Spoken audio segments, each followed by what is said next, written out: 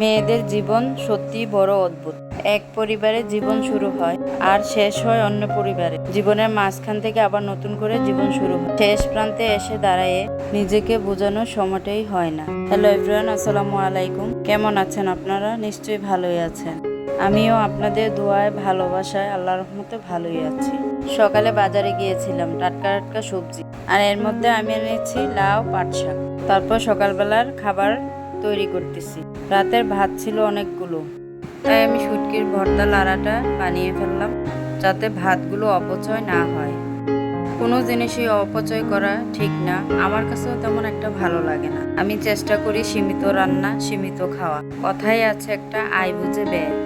তারপর 4টা রুটি বানিয়ে নিলাম। বাচ্চাদেরকে জিজ্ঞাসা করলাম, তোমরা কি ভাত খাবে না রুটি খাবে? তো ওরা বলল যে না, আমরা ভাত খাবো, তুমি রুটি খেয়ে নাও।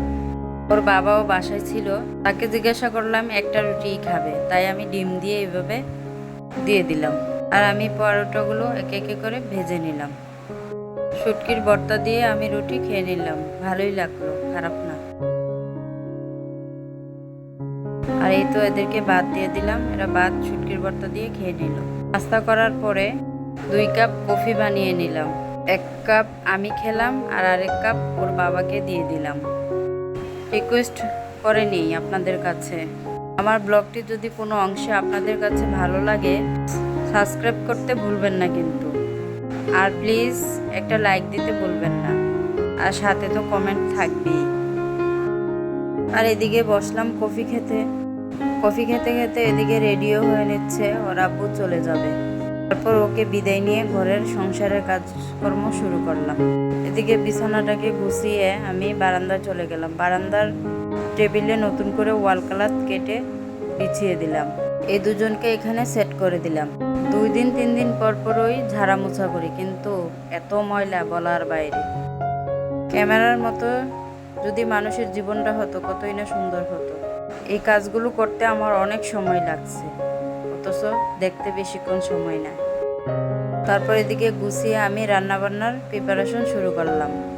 পাট শাকগুলো বেছে নিলাম, এদিকে লাউ কেটে নিলাম।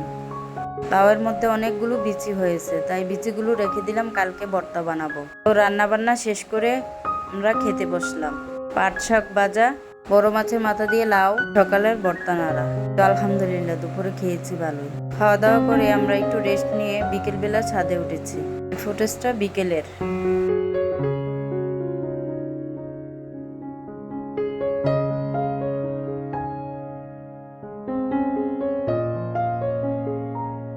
আর এদিকে মাচাটা ভেঙে গিয়েছিল, মা ছেলে মিলে একটু ঠিক করলাম। ঠিক করতে আমার অনেক কষ্ট হয়েছে, তারপরও করে নিলাম। তাহলে ভালো থাকবেন, সুস্থ থাকবেন, আল্লাহ হাফেজ।